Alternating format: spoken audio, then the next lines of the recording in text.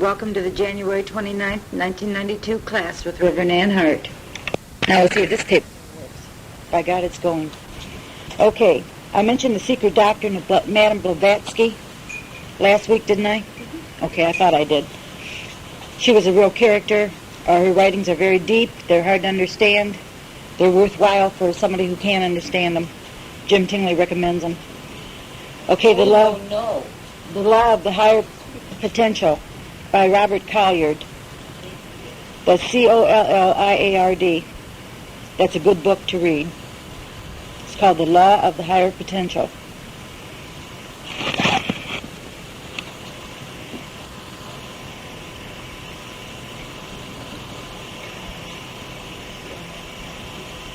No, is it that? He said it was Colliard. This one. Coll. Might be. Yeah, right, either or. I know Collier was one of them. Might be Collier, whatever. I've got some books by him, by the Collier one. Okay, puerile phenomena, that's Puerile, phenomena.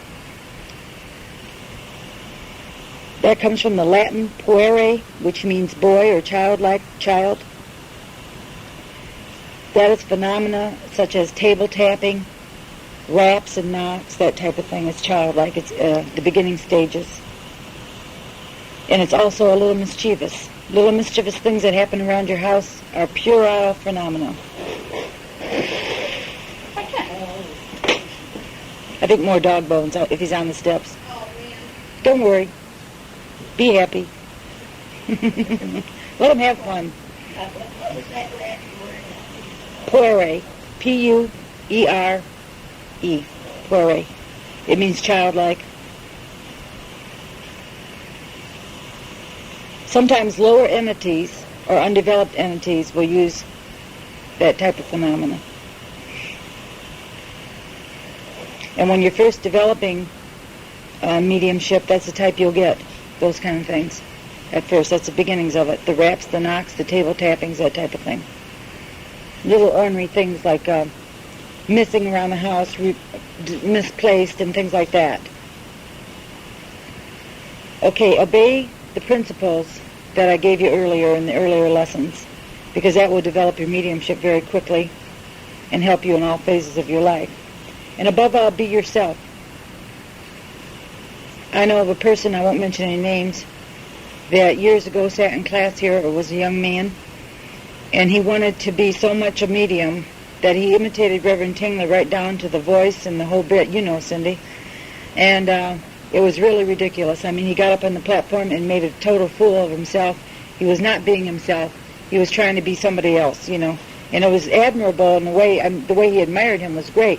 But this person ended up to be a dishwasher and is now a Baptist, so I mean, it just doesn't help in spiritualism. So, that is. Anyway, so don't express a dual nature until you have dual power. Be yourself. What was it, the dog bones? Oh, yeah.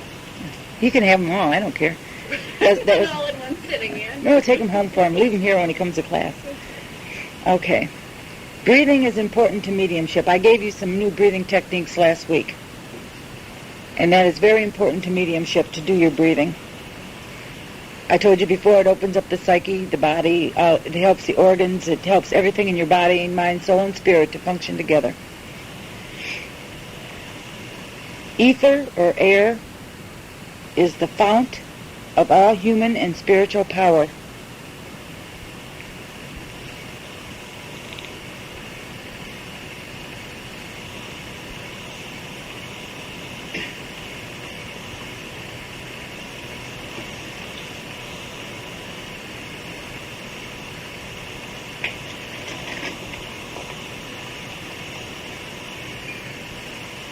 Take in clean new oxygen every day.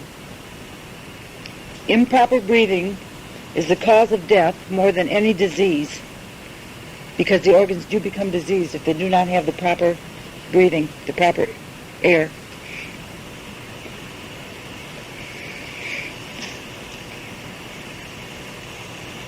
Blue Island, that's a book by William T. Steed. It's a very, very good book. It describes the spirit world. I've read it. It's a man that comes back through mediumistic tendencies to his daughter and describes what spirit is like. It's very informative. And it's just a little tiny pamphlet. It's easy to read. It's fast. But it's very, very informative. That's Blue Island by William T. Steed. S-T-E-E-D, I think, is how you spell it. Yeah, that's the one.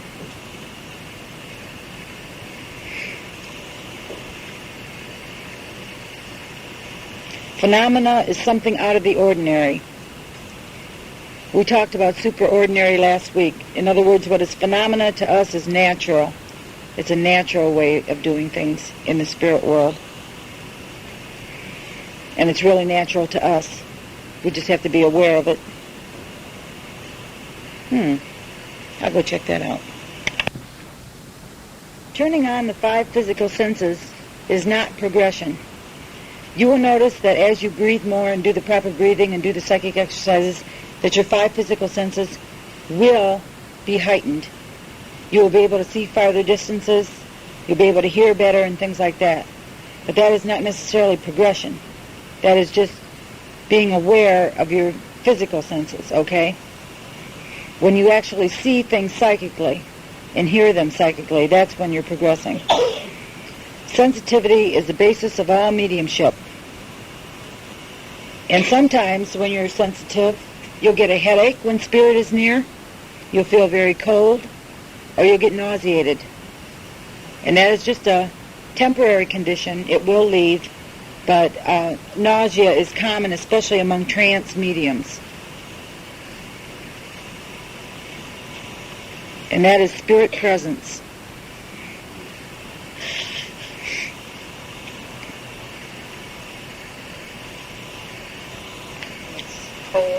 Cold or headache or nausea.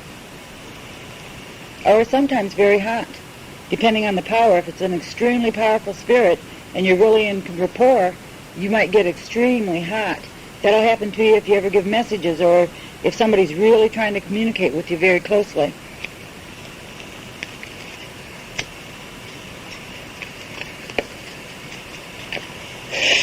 We are always protected. Never fear any phase of development correctly done.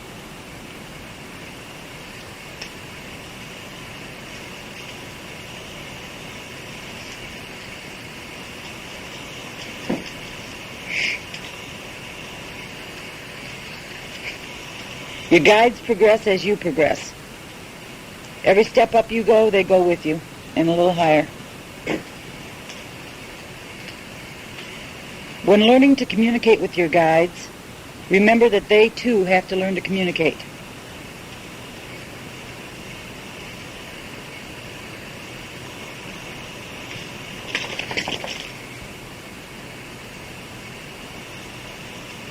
I had a lady today for a reading, and her mother had passed over. And she said, the reason I came today was because I want to hear from my mother. And I said, well, she said, my sister is very angry because my mother died and she hasn't heard from her and she doesn't see anything around the house and stuff, and she's getting very angry with my mother. I said, well, anger at your mother's death is a natural thing. She has to work through that. I said, but your mother has to learn to communicate too, which then the mother communicated through my guide and came in very strong and said all kinds of stuff that was totally accurate, that was proof that she was there. And that was very beautiful for the girl because that's why she came, and it was very nice. But the mother will still have to do some work. She said she still did not know how to like physically move an object or do something where the other girl, who wasn't quite as sensitive, could know that she was there. So they have to learn to communicate too, your guides and your spirit loved ones. And if somebody comes to you when you're doing a reading and says, I haven't heard from Aunt Mary, what's wrong? Maybe Aunt Mary hasn't learned to communicate. Maybe she's stagnated. So it's not your fault as a medium. And it's not, well, it's kind of the spirit's fault. Some spirits don't want to learn. Learn about spirit, self, and life continuance.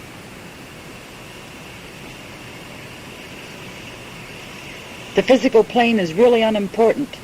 This is like a dream here. It's temporary. It doesn't last. Spiritual things are eternal. They never end. And it's not boring or you're not sitting on a cloud playing a harp or anything like that. It's very, very educational, and the education continues. There is always more to learn. So learn about life continuance, spirit and yourself. And the more you get away from the physical plane, the better and higher your mediumship will be. And it's not easy. There are sacrifices, but they are worth it. An earthbound spirit is not an evil spirit.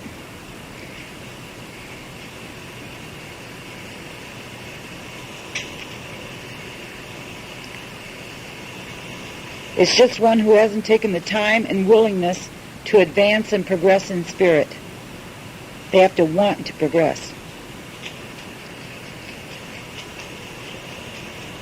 Now, I had an earthbound spirit in my apartment on Central Avenue in Sandusky. And every time I gave a reading, this man would show up. And he would do it in a way that only the people that I was reading for could see him. And he would show up and scare the hell out of them. To be quite blunt, he would just scare them. And I went to Jim because I was new at this and I didn't know how to handle it. And I went to Jim and I said, how do I do this? And he said, tell him you are dead to the physical plane and higher progression. And put the white light of Christ and send him on his way. It worked. He never showed up again. Because for years I'd had him in there. Every time I gave a reading, he'd show up, walk through the room and scare him. Or do something loud, he'd bang on something, and they'd jump, I had candlesticks, and he loved to bang on those candlesticks. Did it every time for years. So you just tell them higher progression.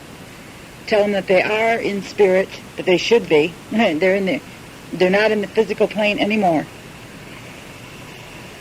And wish them well. Say prayers for them. That helps spirit progress. God entitles us and equips us to progress by oneself. In other words, it has to come from within you. A teacher can tell you anything that they know to tell you to progress, but it has got to come from within. Some people, that brings me to jealousy. I know of a person who's particularly jealous of somebody in the church, of their progression, of their mediumship. And I said, this person has progressed because they have worked on it. I said, not because they've been promoted, but because they have worked. I said, and if you worked, I said, you can progress too. Well, that person believed that. So that was the end of the discussion. God expects us to take the first step. We must learn the laws of spirit.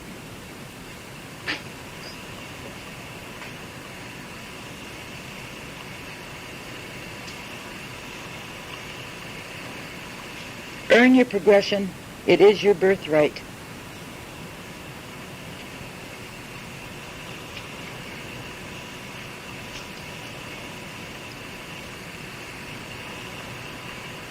Burning candles is good to bring in spirit, and for certain purposes.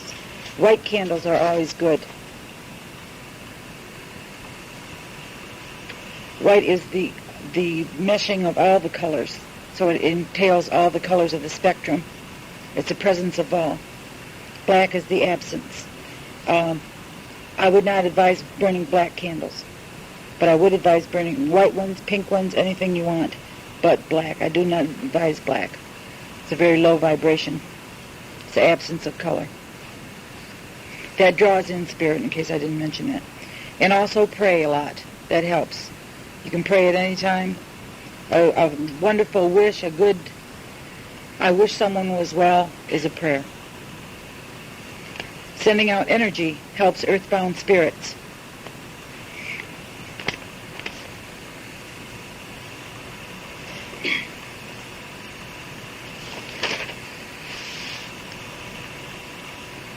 Back to the candles, if you're having a rough time in your love life, burn red. If you're having if you need money, burn green. Yellow for more mental awareness and to draw in higher spirits of the mental planes. Yeah, I like to burn light blue. It's really wonderful for peacefulness. Oh yeah, blue is wonderful for peacefulness. It sure is for tranquility and healing. It's wonderful for it. I would usually burn both for prosperity because that's more universal than just green for our nation. Oh, I see what you mean. Yes, yes, that's true. That's a good point. Yellow or gold is also the color of money. Yeah, that's true. In fact, I notice a lot of people at the racetrack, when I go out there once in a while, wear yellow to attract money. You'd be surprised how many people are wearing yellow. Okay, positive goodness and negative goodness. I mentioned that last week.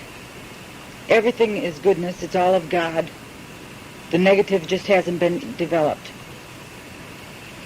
So you separate the wheat from the chaff.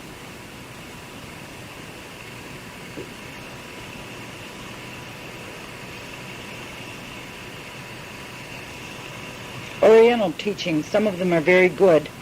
You can read different books by different master teachers, or different Oriental masters, and you can pick out what you need. Pick out those golden threads that run through that.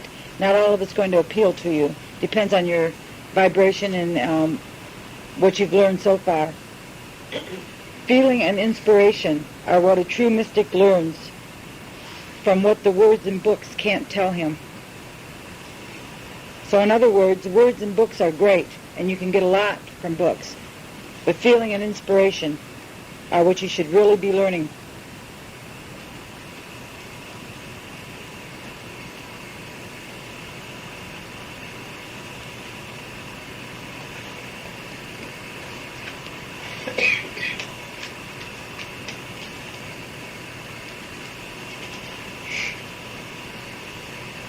Read your Bibles. And read it with a spiritualistic viewpoint in mind. Try to decipher it, what the true meaning is. A lot of it is in code. A lot of it, like when they speak of trumpets blaring and all that, it means the trumpets of the seance room and trumpets of spirit. But people take it literally and they don't understand it. So read it with a spiritualistic attitude. And remember to be and to become. Consider yourself already developed. Consider yourself already what you want to be, and it will automatically manifest.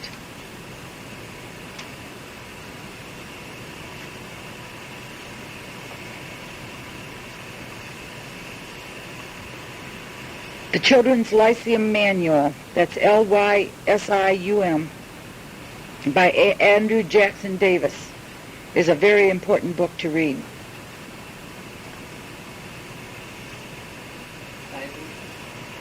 Children's Lyceum Manual.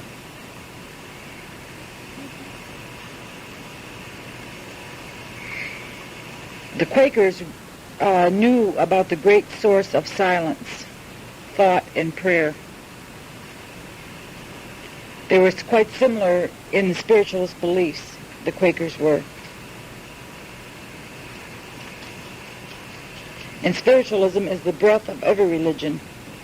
Because if every religion didn't believe in eternal life and communications, or at least maybe not the communication, but the eternal life and the ability to live on, there wouldn't be religion.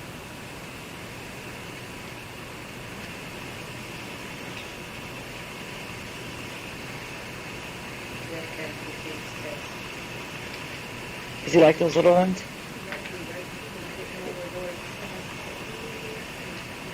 He's a smart doggy. Put him on top of the refrigerator so we couldn't get to him. He's got them. He can have all of them, whatever he wants. This dog is going to be in my house tonight. I have to sleep with this critter. He has this habit of getting otiferous. Yes, I know. My dog used to do that. Oh, my God. I could tell you stories about that. Who wrote the Children's Lyceum? Andrew Jackson Davis. Very important book if you can get your hands on it. It's a wonderful book. It's one of the most recommended. Without a personal belief in immortality, religion is like an arch resting on one pillar or a bridge ending in an abyss. In other words, it has no foundation without a personal belief in immortality.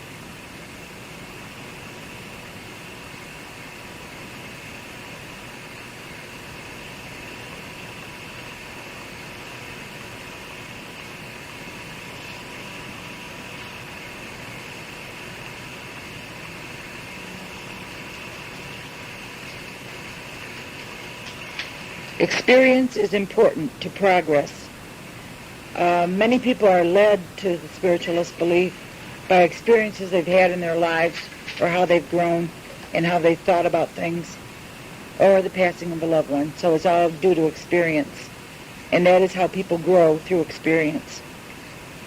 And remember, like attracts like.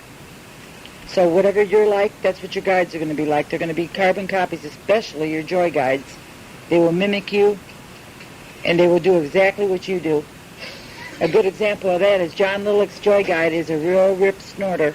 She is ornery, she's funny, she's wild, and he is the same way most of the time. And he said, "What do you suppose she's like that?" I said, "Look in the mirror." Isn't that true, Corrine? She's really a character. She was jealous because John gave me a healing. And little girl guides, or whatever, little boy guides get jealous if their daddy or mommy gives somebody attention. So he gave me a healing, and she came in last night in the seance, and she said, "Hello, this is Tula." And we said, "What's wrong?" She said, "I need a healing. I've got a cold." So, she just wanted, and we asked Jim about it. He said, well, she was jealous because she wants a healing too. So we put her name on the healing list. I mean, they're just like little kids, the joy guides are, and they'll do exactly what you do, and they'll be just like you. And on this dog, something happened yesterday. I don't know what it is. I really think there was spirit in the house playing with him that riled him up. Oh, yeah. But there was like a huge change in the way he behaved. Mm-hmm. Spirit will definitely, and it's your joy guide that's doing it. Riled him up. Yeah. From no problems, he tore up the entire house. Yeah. I'll tell you an example of that. Tulip Lilek had Pretty Boy playing in the toilet, and she said, Pretty Boy went swimming in the seance that night. She said, I took him swimming. And we could see him following this little light. We could see the light, and he was going all through the house, and he's sitting on his back legs trying to catch her and all this stuff, and finally he ended up in the toilet because she put him there. She let him right in it. Joy guides play with animals. Little joy guides do. They love to be mischievous, and they'll do anything they can to get them riled up. So talk to your joy guide. Tell her that you don't approve of what, just tell her. Because last week when I was here, I heard really loud and clear that the spirits were keeping the two animals calm down together. Mm-hmm. The last Wednesday was the first time I let the dog and cat out together. Yeah. When I wasn't there. Mm-hmm. And they were just perfect, always. Mm-hmm. It's your joy guide. Sure of it. Yeah, it's your joy guide doing it. That's what it is. They're ornery little things. They're funny and they're cute. But they will do things. That's another bit of childlike phenomena. Well, it doesn't show anything of value. No, just goofing around. It's in the house. Yeah.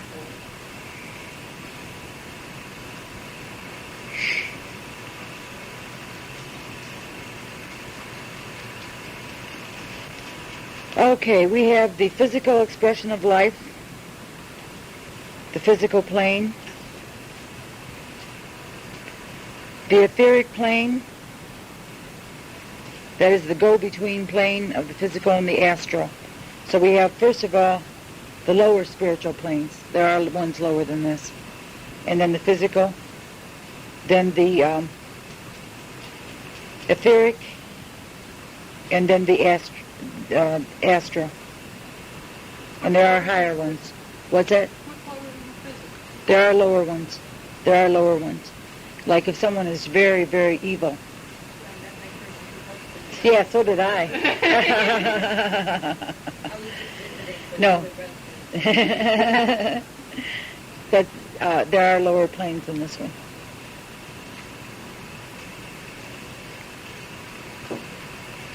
Intramuras is a book you should get. It's INTRAMURAS, Intramuras, which means between. And it's about the astral plane.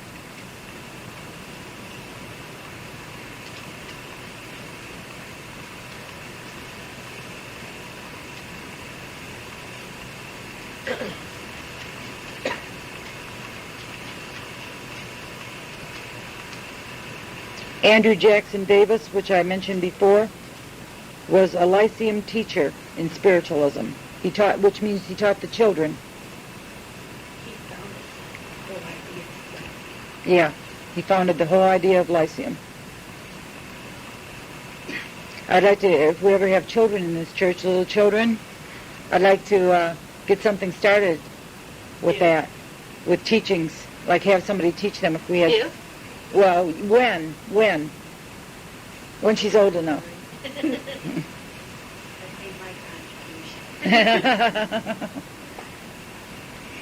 Okay, the old iron rule. Eye for an eye, tooth for a tooth.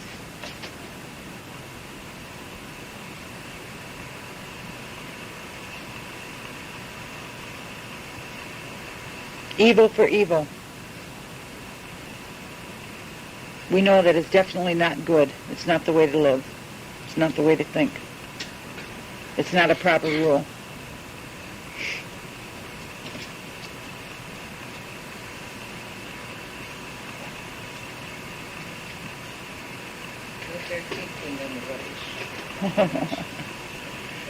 The silver rule. Good for good. In other words, if somebody does you a good turn, you do them one. So it's like a barter system. That's not good either.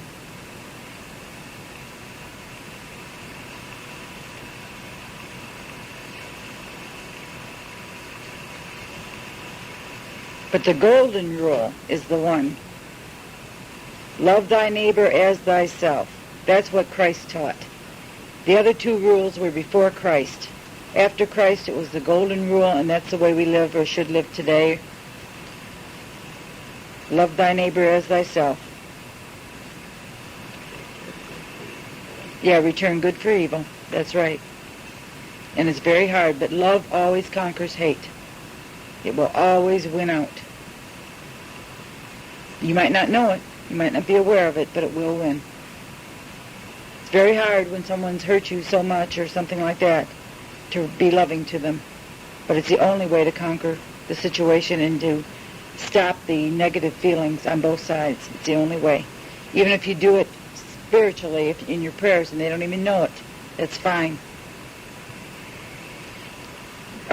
Jesus the Christ was a Piscean teacher. Now, that's the old way, and the proper way to say Piscean. It's Piscean.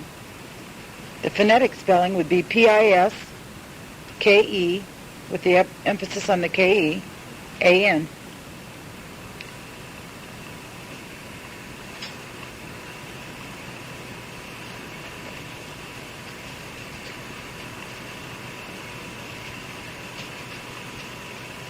In the Kabbalah,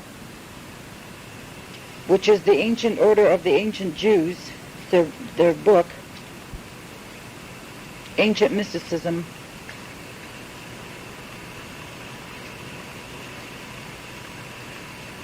an adept is a teacher, A-D-E-P-T,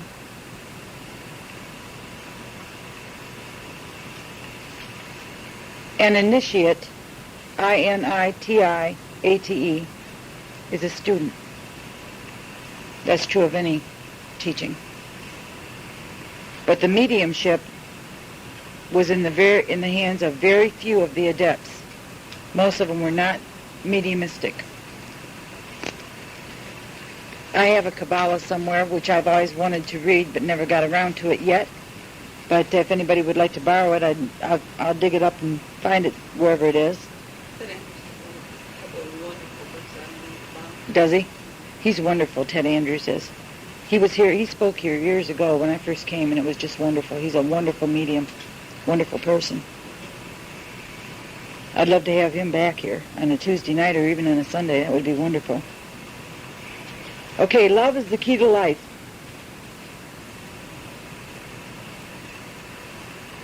And especially send love to your joy guides. Like I told you before, they're children, and they need that. They call you mommy and daddy, or mommies in this case, and they need that special attention. And when you give them that special attention, for those of you who are mediums, it will manifest in your readings and everything you do, because they are right there. They'll tell you as you're driving down the street, they'll tell you things, they'll protect you, they'll give you expert messages all the time, and they'll just aware you of things constantly, because they're just like any little kid. The more you give them, the more they're going to give you back. They want your approval. Moon River Anthology is a good thing to read. Who wrote that, Corrine? I can't think of it either, and I don't have it written down here. It's about the North American Indians.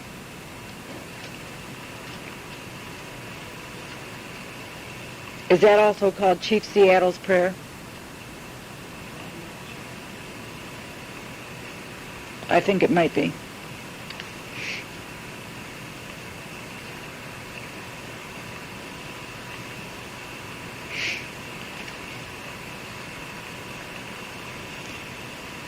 Okay, your master teacher has dominion over all your guides, your Indians, your joy guides, everybody. You know that. But of course, God has dominion over the master teachers, and he's the top head honcho.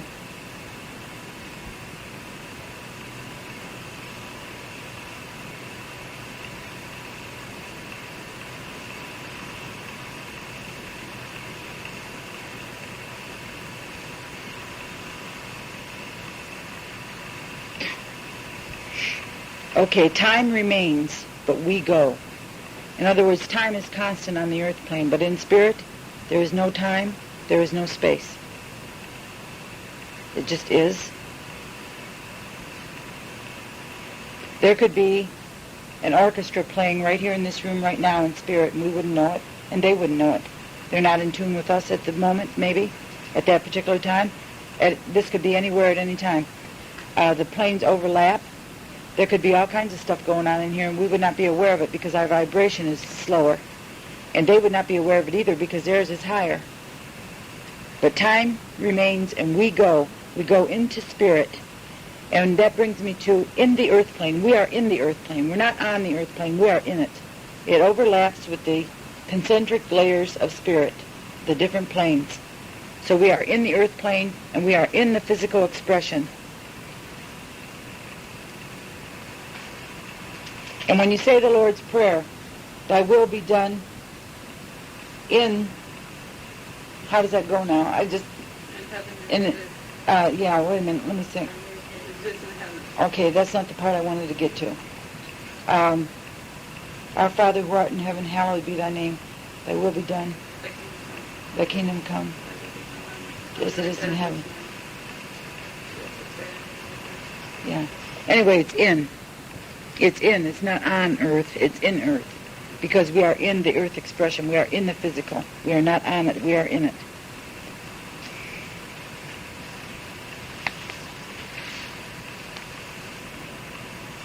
Secrecy is important to the true mystic, to the true psychic.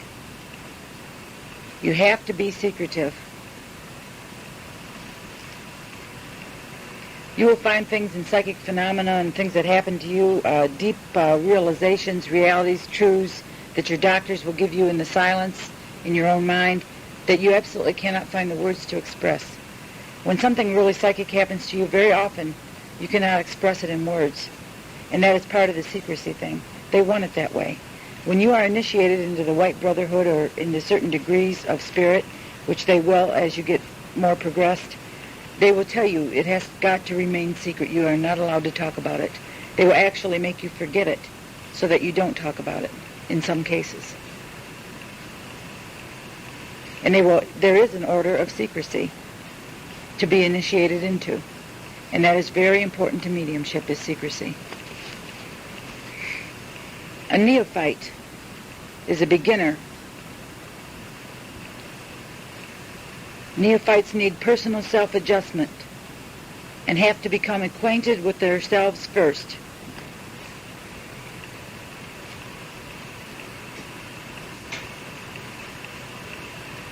That word is extracted from the Essenes and the White Brotherhood.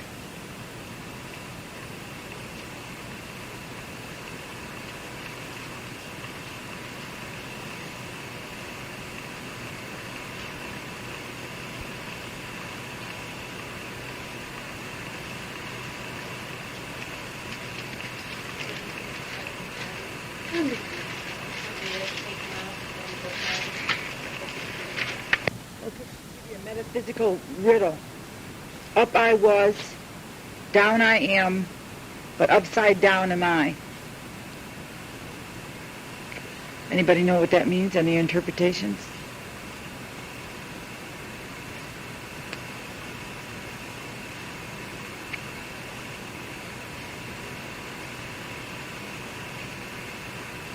I have never had that explained to me by Reverend Tingley, but I've been trying to figure it out myself, and I figured it was up I was, meaning in spirit, down I am, which means in the earth plane, but upside down am I, which means I'm living in the earth plane, but I am focused with spirit. That's how I figured it out. Now, I don't know if that's correct or not. It's the only way I could... He would never tell me. He's great at that. He's great at that. He used to play trivia whenever we went all the way to Jackson and back.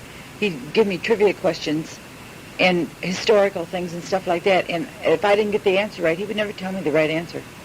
He'd say, look it up, which I never did. I'd say, never mind. But, so I don't know if that's a proper interpretation. That's the only one I could come up with. If anybody comes up with a better one, let me know. The personal identity... One more time. Up I was, Down I am. down I am, but upside down am I.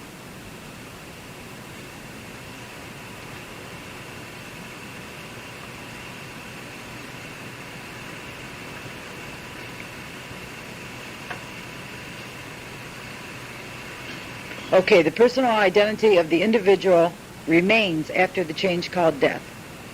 Memory remains. That's how they come back to communicate, because they're drawn by memory, by fond remembrances of the people that they're communicating with. Same thing now as they're losing their memory when you're on the other side. What was that? When you're on the other side, okay, you still get your memory once you make the transition. Yeah. And then the longer they're over there, the less use they have for the memory physically. Right, right. They'll progress higher and the physical plane won't matter. Do you think they're conscious of the fact they're losing it? I don't know if they're losing it as much as not using it. You know what I mean? Yeah. They probably have the remembrances. I don't know. Maybe they are losing it. I think they're conscious of it. Sure, they'd be conscious. Do you think they grieve the loss of the physical planes that they're going beyond? Yes, they do. I can guarantee you that they do. Because I'll tell you why. I have talked to many people in spirit, and I have said, how are you doing? And they say, well, I can't do much about it. I'm here. And I've heard that many times from spirit. They say we have to make the best of it, but usually that is someone who has just passed over and is not adjusting yet. I just wondered if, like, if somebody was over there for a while and was realizing they were going to no longer have need of contact with their physical Yeah. contact. Well, you have to remember that most of their physical contacts would be over there with them, too, eventually. Yeah. And they wouldn't be grieving them. Oh, that's true. Yeah. They would be over there with them, eventually.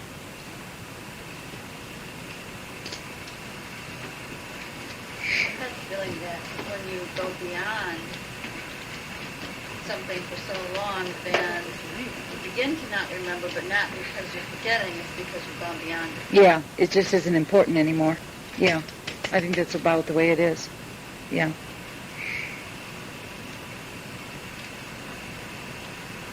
Okay, I gave you the planes, earth, etheric, astral, and mental. Did I give you mental plane?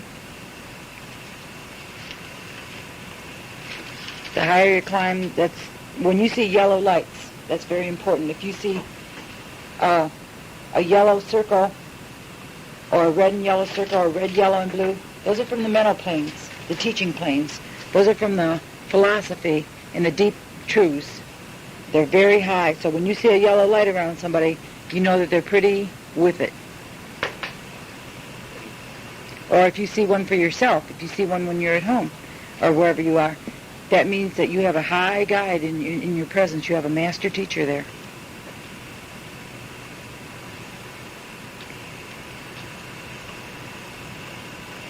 Oh, something I want to correct that I said last week. Well, I realized it when I replayed the tape.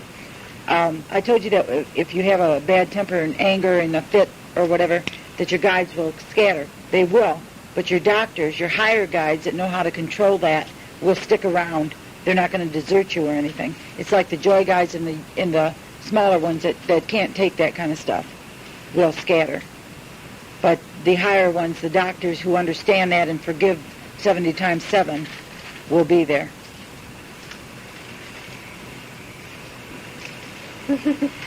Reread Dante's Inferno and Milton's Paradise, and reread them with a psychic mind, with a spiritual mind, you'll find a lot in there about the planes.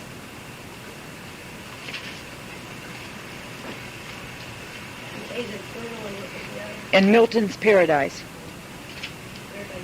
Yeah. I think. It just says Paradise. Okay, we'll read both of them then, because it's all spiritual and it's about the different planes. There's a lot in there about spiritualism. Any phase of mediumship can be faked. But in order to have a copy or a fake, you have to have the real thing first. Like those silk roses. If there wasn't an original, natural, God-given rose, man could never have copied that. So it's the same way with any kind of mediumship. Every bit of it can be faked. And you will find those that will do it. But it has to have the real thing first. An error in mathematics never changes the principle. In other words, the basic truth remains. Even though there are fakes, there's still the genuine article.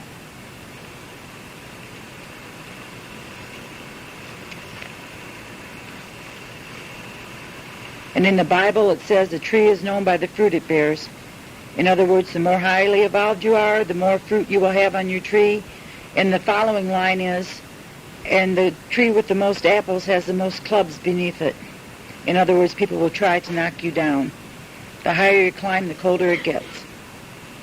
There will be jealousies, there will be misunderstandings, there will be disagreements, there will be differences of philosophy. And the more evolved you are, the more negativity follows because of human frailty. So a tree is known by the fruit it bears, but the tree with the most fruit has the most clubs beneath it. Somebody very evolved like Reverend Tingley with very many physical or spiritual gifts, physical mediumships and things like that. He's been called a fake. He's been just insulted and torn down, and ridiculous things being said. I mean, things with no basis in truth. And it's because of jealousy. And it's too bad. But it's a natural thing. And when you progress that far, you get to have very broad shoulders, is the way he explained it to me. I said, doesn't that stuff bother you? Nope. He says, it just, I just let it like water off a duck's back. He said, I'm used to it. He said, and I know what I know. He said, and I know I'm the genuine article.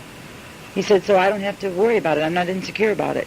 So remember that as you're developing, that people will say and do things, and you will be accused of fakery and things like that. I know of a man who wrote a book about Chesterfield that was totally a lie. He was calling them all fakes. This was during Mabel Riffle's time, and he called Mabel Riffle a fake, which I happen to know Mabel Riffle's a genuine article.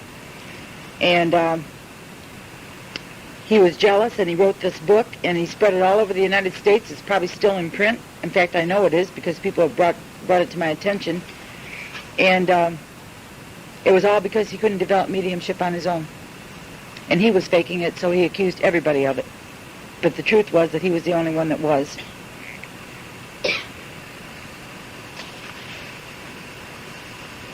Phenomena, spiritual phenomena. I'll wait till you change your tape.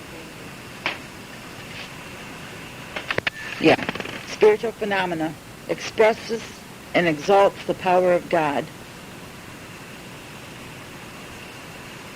If people knew how great the power of God is to do all these things that we express through mediumship, they would all want to be spiritualists and all want to be mediums. As it is, they don't understand it, and that is for a reason. They're not ready for it. And like I was talking to Mac the other night, and he was talking about crystals. Just like anything, it can be used positively or negatively. A crystal is something that magnifies power. If you have negative power, it's going to magnify that. If you have positive power, it's going to magnify that. So it's the same way with mediumship. You can use it for different things. A burglar has mediumship in his fingers. Those psychic beads on a burglar are developed. When he breaks a safe or whatever, he knows what he's doing, and he's developed that. His guides are trained to do that.